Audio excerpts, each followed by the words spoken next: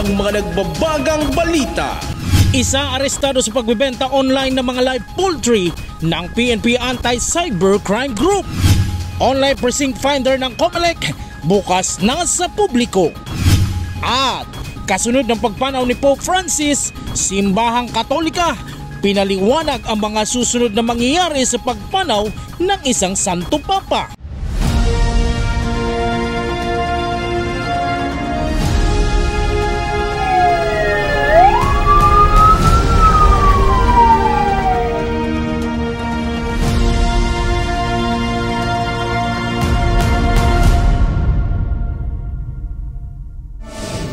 Magandang gabi, narito ang mga may init na balita sa Camarines Sur.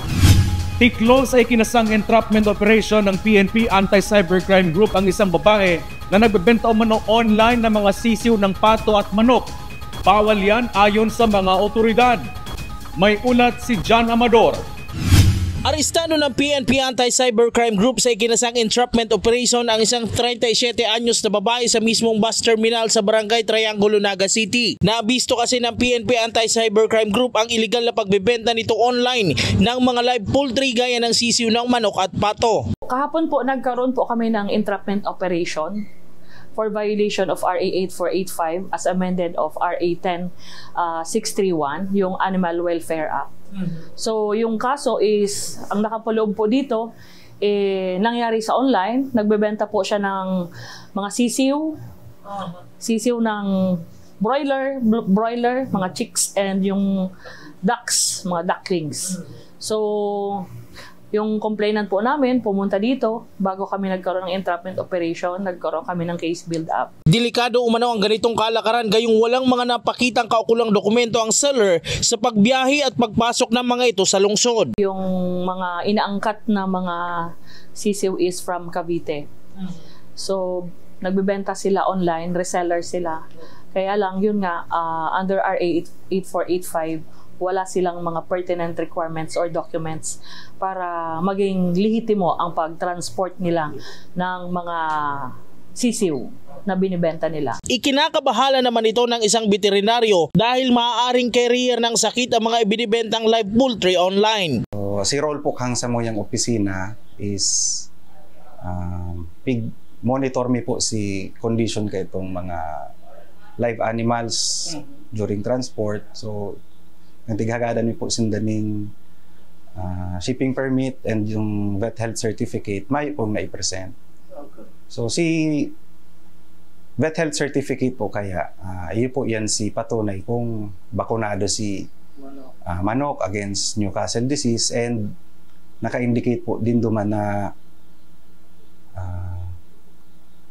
si area na origin kay itong mga siyo is free from avian influenza. Para maayos at maging patas, binigyan pa ng City Veterinary Office ang suspect ng 24 oras na palugit para maibigay ang mga kaukulang dokumento. Subalit pasuna ang naipakita nito. Tinawan mi siya ning 24 hours na grace period to provide the necessary documents.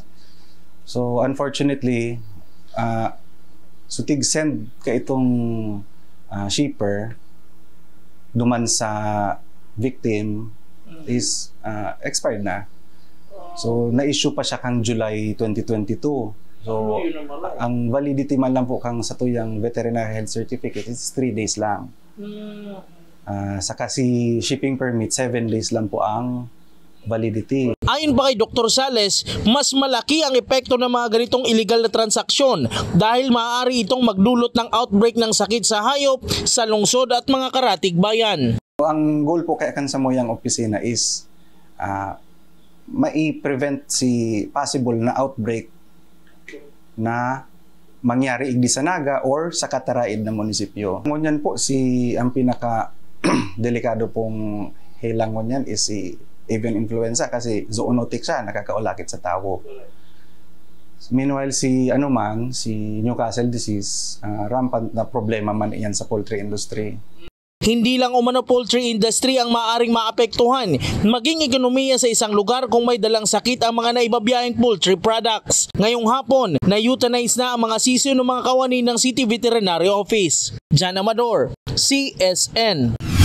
Tumaas ng higit sa 3 pesos per kilowatt hour ang singil sa kuryente ng Casureco 2 ngayong buwan. Pagtaas ng singil sa kuryente ngayong Abril, dagdag pasanin umano sa mga consumer. May ulat si Regine Bue. Tumaas ng higit sa 3 pesos per kilowatt hour ang singil sa kuryente ng Camarines Sur 2 Electric Cooperative o Casureco 2 ngayong buwan ng Abril. Sa anunsyo ng kooperatiba, mula sa dating 6.63 pesos per kilowatt hour na singil sa residential consumers nitong Marso, umabot na ito ngayon sa 9.85 pesos per kilowatt hour. Nasa 9.1 pesos per kilowatt hour naman ang singil sa low voltage habang 7.88 pesos per kilowatt hour naman sa high voltage consumers. Pasakit para sa consumer na si Lola Adelina Viñas ang ipinalabas na bagong taripa ng Casureco 2. Kumpara kasi sa taripa nitong nakaraang buwan ay nagtaas ito ngayon ng higit sa 3 pesos per kilowatt hour. Nangungupahan umano siya dito sa pili, kaya ang pagtaas ng bil sa kuryente ay dagdag sa kabigatan ng kanyang mga bayarin. Malaking epekto ma'am kasi imbis na so ibang idadagdag namin na ibabayad sa kuryente sa ibang na magagamit, alimbawa sa tubig na, mapupunta pa rin doon sa kuryente kasi sa amin na medyo mahirap pa anak buhay kasi naman sahod namin. Nahirapan na kami na. Kaya lang, walang magawa kasi delikado siyempre mabayad. Ayon naman sa Casureco 2, binibili lang nila ang kuryenteng kanilang sinusupply sa kanilang area coverage sa wholesale electricity spot market o WESM at sa iba pang power suppliers. Pag tumaas umano ang presyo sa WESM, ay siya ring pagtaas nila ng signal sa kuryente. Mayo po kitang napoproduce ng kuryente o dahil po kita naggigibo ng kuryente. Kita po nagbabakal lang po kita ng kuryente na kung saan nakadepende mo po kita sa magiging supply sa satuyang mga power suppliers and nakadepende si kantidad na mababakal ta. Garo po yan nagbabakal sa tindahan. Kung garo si presyo kang produkto, man lang po ito si ipapas on sa satuyang mga member consumer owners. Si mga member consumer owners ni Casureco 2, kung gura si kantidad, kang amount, kang bakal kang kuryente, man lang po ito si ipapas sa satuyang mga member consumer owners. Tumataas na din daw simula nitong Marso ang nakukonsumong kuryente ng mga consumer na nakakaapekto sa pagtaas ng demand at nagkukulang na supply na nagre-resulta sa mataas na singil sa kuryente. Regine Bue, CSN. Maswerteng hindi na lumaki at kumalat pa ang sunog na sumiklab sa nakatambak na basura sa isang eskwelahan sa Naga City kagabi. Abang panibagong insidente ng grass fire na itala sa libmanan. May ulat si John Amador. Nagliwanag ang bahaging ito ng Naga City Central 1 sa Naga City kagabi. Nasusunog na pala ang tambak ng basura sa lugar. Maswerteng hindi na lumaki at kumalat pa sa mismong silid-aralan ang apoy na inapula ng mga tauhan ng Bureau of Fire Protection Naga City Central Fire Station. Inaalam pa kung ano ang pinagmulan ng apoy. Pasado alas 3:30 ng hapon nitong Abril 23 nang sumiklab ang grass fire sa isang bakanteng lote sa barangay Sibuho, Libmanan, Camarines Sur. Ayon sa barangay council ng naturang lugar, may magkakapatid na nagsindi umano ng apoy sa lugar. May nakapagsabi sa akin na may magkakapatid na hindi nila, parang dumaan yung magkakapatid. Tapos yung isang nanay doon sa lugar, sabi niya, ang nakita na lang nila, nagtakbuhan yung mga bata. Pero may nakakita talaga pala na sila yung nagsunog. Hindi ko alam kung anong ginawa. Kasi sabi ko nga, baka sigarilyo, baka naitapon yung sigarilyo. Tapos yung pala, mga bata daw talaga ang may gawa. No? Tapos, tumakas yung mga bata.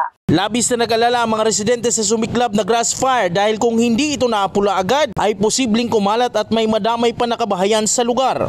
Ang iniisip ko din kasi maaaring kumalat yung apoy, makarating dun sa barangay site, makarating dun sa Dongari Farm. John Amador, CSN.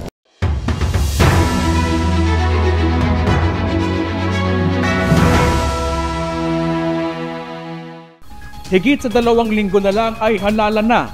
Binuksan na rin ng Commission on Elections o COMELEC sa publiko ang COMELEC Precinct Finder nito. May ulat si Regine Bue. Bagamat pamilyar na sa kanyang presinto dahil hindi nabaguhan sa pagboto, malaking bagay pa rin para kay Marjorie Buendia na may inilunsad na Precinct Finder ang Commission on Election o COMELEC. Nakakatulong umano ito sa mga nahihirapang maghanap ng kanilang precinct number lalo na sa mga new voter. Okay man po, kumpara sa mga baguhan po siguro na magboboto, okay yung pinalabas ni Comelec.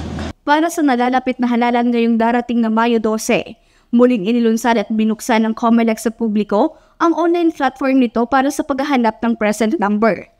Maliban sa mas pinadaling paghahanap ng present number, pwede rin makita ang polling place at ang voter's status.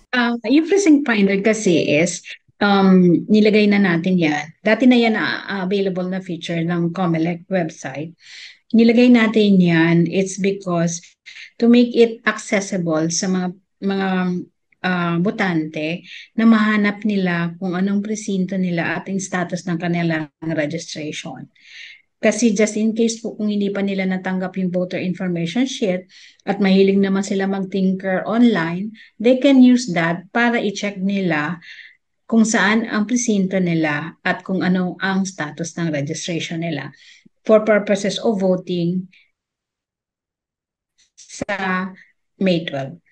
Samantala, ayon kay Attorney Vanessa, handa na ang Bicol Region para sa nalalapit na national and local elections. We are encouraging them to participate this May 12 elections at sana basahin niyo po yung voter information sheet na pinadala namin sa inyo. Andoon yung mga details about ng tamang pagboto at piliin niyo pong mabuti kung sino ang kandidato na dapat manilbihan sa atin for the next 3 years.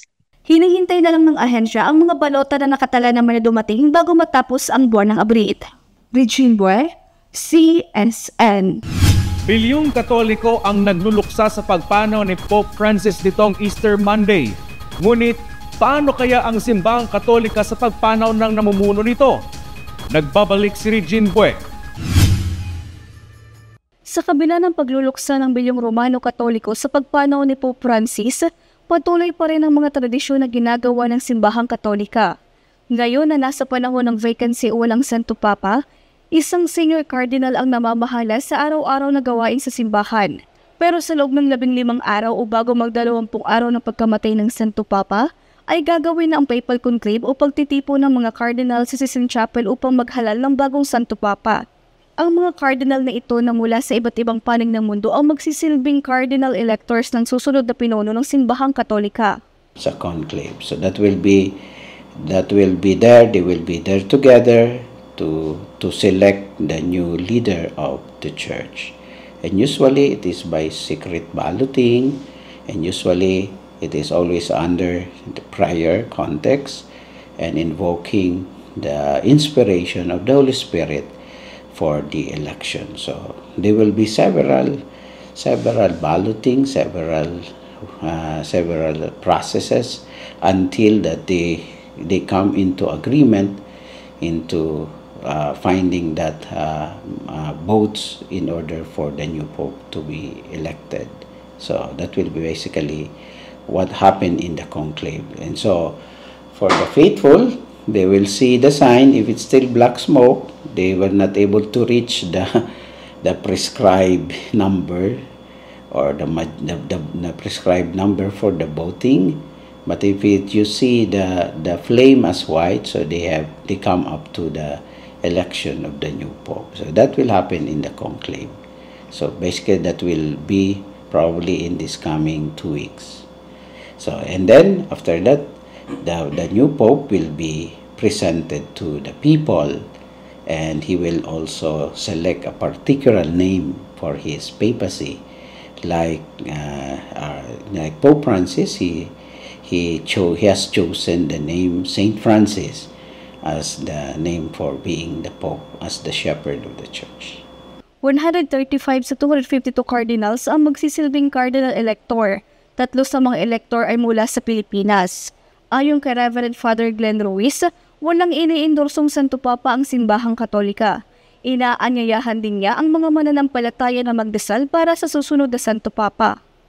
Each pope is really different. That's the beauty of the leadership of the pope, the Good Shepherd. For example, Francis, were given a pope that truly his heart is actually for the poor, for the marginalized. So that was in fact the first thing, to remember the poor. So when he went out for the greetings, So, and really different. So probably that's why we have really to pray so that the new Pope will have his own unique character, unique contribution to the church.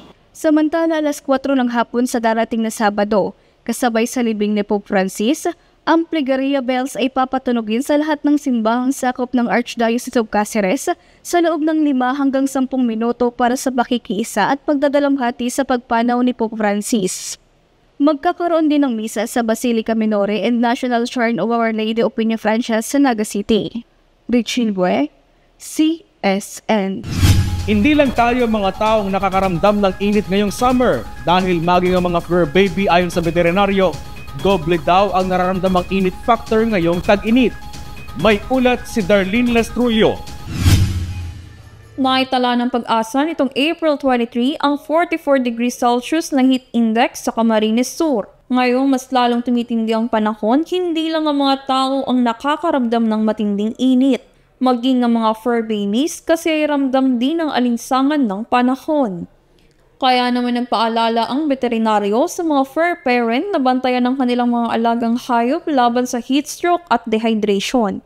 Ayon kay Irene Mirabeles, Associate Professor 4, Current Director ng Veterinary Teaching Hospital sa Central Bicol State University of Agriculture, di gaya ng mga tao ay walang sweat glands ang mga hayop na madaling makaramdam ng alinsangang panahon. So dahil kagaya din po ng tao, no, nakakaranas din po ang ating po mga companion animals, yan yung ating mga dogs and cats, ng heat stroke. So kung mga tao ay nakakaranas niyan, ang ating po mga pets ay definitely nakakaranas din po. Dahil po sa mataas na temperatura na nararanasan natin ngayon. Sa gitna ng tumitinding init dulot ng tag-araw, naglabas ng babala ang ilang veterinaryo sa posibleng epekto nito sa mga alagang hayop. Kagaya lang din po sa tao, iwasan po na dapat sila ay nakabilad sa araw, lalo na kung mga outdoor po ng mga dogs and cats po ang mga ito at kung sila man po ay merong cage doon sa labas, lalo na ang mga dogs, no? So iwasan na sila ay nakatapat siguro sa sinag ng araw, lagay sila sa may shade. Kung nandun naman po sila sa indoor, siguraduhin po na okay po ang ventilation natin indoors. Minsan, kagaya lang din po sa tao, minsan nakatapat po talaga din sa kanilang electric fan. Kung kaya din naman po natin i-provide yan sa ating po mga alaga, bakit hindi? And always provide fresh and clean water at all times. Payo ng eksperto, siguraduhin may malinis at malamig na inuming tubig ang mga alaga at iwasan ang paglalakad sa gitna ng araw at maaari ding bigyan ito ng good ventilation. Nagbigay naman ng pahayagan junior vet na si Dr. Angelica Nideas patungkol sa mga pet owners na tutukan ang kalusugan at magkaroon ng maayos na pag-aalaga sa mga alaga nilang hayop. Since sobrang init nga, so hindi din talaga po natin maiiwasan na maka-feel po sila ng too much heat. So make sure na lang po or pa-observe din po sa mga signs ng heat stress or heat stroke. So usually excessive din po yung pagpanting, drooling. Usually makaka-experience po sila ng weakness, lethargic din po sila. So pag mga ganun pong signs or symptoms na po yung lumabas, best po madala po sila sa vet. Ayon pa sa mga veterinaryo, ang tamang kaalaman at pag-aalaga ay susi upang manatiling ligtas at masigla ang ating mga alagang hayop ngayong tag-init. So as much as possible po, kung pwede po tayo, let's keep them indoors. Kung ang ating po mga alaga ay ilalabas po natin, ibuwalk po natin sila as much as possible po early in the morning or very very late po in the afternoon kasi minsan kahit 5 o'clock, mataas pa rin po ang araw. So ganun po ang gawin natin. And then when we do that, at least dapat meron pong baon na tubig at saka water bowl na portable para din po sa ating mga animals. Darlene Lastrullo, CSN.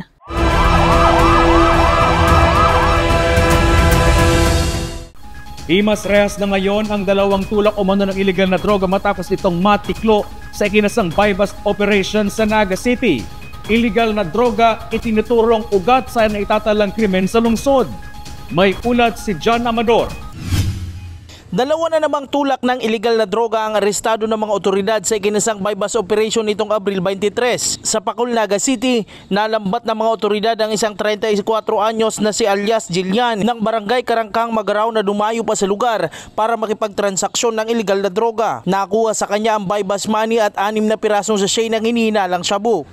Arestado din kagabi at himas rehas na sa kulungan ang isang 32 anyos na si Francis ng Zone 4A, Barangay Concepcion, Pequeña, Naga City. Nakuha sa kanya ang 4 na piraso ng plastic sachet na may hinihinalang shabu. Mga 9:30 PM ng gabi, nag-conduct tayo ng by bus kung saan itong ating personalities, matagal na natin surveillance, kasi last na mga nahuli natin ng mga malalaki, so siya na ngayon yung kumukuha o nagiging tagapagdala nitong mga illegal drugs and ang pumapasok sa Concepcion, Pequeña. Naimbwelto din umano sa ilang pagnanakaw ang suspect sa lungsod. Ayon pa kay Major Leonar, droga ang punot dulo ng mga krimen kaya't hindi tumitigil sa mga operasyon kontra droga ang mga kapulisan.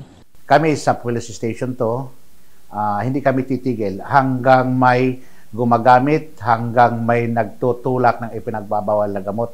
So, ang police station to hindi titigil sa paghuli ng illegal drugs. Mostly, ng krimen is pinanggagalingan. Halos nasa 50% to 60% involved is illegal drugs. Jan Amador, CSN. Resulta ng confirmatory drug test sa 9 na tsoper na nagpositibo sa drug test nitong Semana Santa. Hinihintay pa ng Land Transportation Office. Tsoper na magpo-positibo sa drug test, maharap sa kaso at revocation ng lisensya. May ulat si Darlene Lastrullo. Iniintay pa ng Land Transportation Office Bicol ang resulta ng confirmatory test sa 9 na public utility driver na nagpositibo sa surprise drug test PDEA at ahensya nitong nakaraang Abril 15 taong kasalukuyan sa Bicol Central Station sa Naga City. Ayon sa mensaheng pinadala sa CSN ni LTO Bicol Operations Division Chief Glenn Mancera, suspendido at hawak pa rin ng kanilang tanggapan ang mga driver's license ng mga nagpositibo habang nakabinbin ng kumpirmasyong resulta. Kapag napatunayang positibo ang mga ito sa confirmatory test, mahaharap sa kaso ang mga tsuper at tuluyan ang babawiin ng kanilang lisensya at hindi na makakakuha ng lisensya para makapagmaneho. Patuloy ang paalala ng LTO sa mga PUV driver na iwasan ang paggamit ng ipinagbabawal na gamot para sa kaligtasan ng publiko at ng kanilang sarili. Darlene Lastrullo, CSN. Before Bicol, maigpit na minomonitor ang posibleng epekto ng tag-init sa mga palaisdaan sa rehiyon. Water sampling, isa sa mga mitigating measures ng ahensya. May ulat si John Amador. Nitong Abril 23, pumalo sa 44 degrees Celsius ang naitalang heat index sa Camarines Sur. Kaugnay nito, binabantayan din ang epekto nito sa mga ngisda sa probinsya. Ayon sa BIFAR, maayos pa ang kalagayan ngayon ng mga katubigan sa rehiyon. Lalo na ang mga mangingisdang umaasa sa aquaculture. Na sobrang medyo tumataas yung heat index and warmer temperatures are here. So, ang BIFAR po may mga mitigating measures. So, ang tinatawag nito na para mas maibsan or malesen yung mga problema sa aquaculture o kayo mga pag-aalaga ng ating mga isda. So, parte ito ng aming programa under the El Nino na ma-mitigate yung mga epekto niya. Kasi during warmer temperatures, may mga tendency na may mga magsilabasan ng mga sakit. Ayon kay Briones, ang monitoring sa kalidad at level ng tubig sa mga palaisdaan sa rehiyon ang isa sa ginagawa ng ahensya para matiyak at mapigilan ang malakihang epekto sa mga palaisdaan at sa mga mangingisda. Wala pa umanong naitatalang problema ang ahensya sa pagdating sa kalidad at level ng tubig, lalo na sa Lake Buhi na madalas maitala ang fish kill. Isa sa mga mitigating measures nito ay yung consistent na monitoring ng mga water quality, water levels dun sa mga areas, especially dun sa mga aquaculture and ponds. Sa mga lakes, we also conduct regular monitoring kagaya ng Lake Buhi para na-check yung dissolved oxygen and all the other parameters. Malaking bagay din umano ang pinaigting pangkoordinasyon at pakikipagtulungan ng mga lokal na pamahalaan sa monitoring sa kanilang nasasakupan upang maiwasan ang mas malaking epekto ng tag-init sa mga isda at mga mangingisda. Tuloy-tuloy yung aming coordination with the local government units para masiguro na kung meron na ba tayong mga aquaculture operators, meron bang mga pond owners na meron ng mga nararanasan na problema sa kanilang pond. So, mahalaga yung coordination and collaboration cooperation with the local government unit and also yung BIFAR. Sa kabila nito, paalala ng BIFAR sa mga mangingisda. We continue to encourage our fisher folk na to practice good aquaculture practices. Ang ibig sabihin, kapag mainit ang panahon, mahalaga na nababantayan yung kanilang mga cages and yung tamang yung feeding, napakahalaga po noon. Na importante na hindi ma-overfeed para hindi rin magkakaroon ng epekto sa quality ng tubig. And maapektuhan yung dissolved oxygen na nandoon. And kapag mababa yung dissolved oxygen, ang tendency ay magkakaroon ng fish kills. Jan Amador, CSN. At yan ang mga mainit na balita ngayong araw sa Camarines Sur. Kami ang Kamsur News. Ako po si Chris Novello. Diyos mabalo sa pagtitiwala.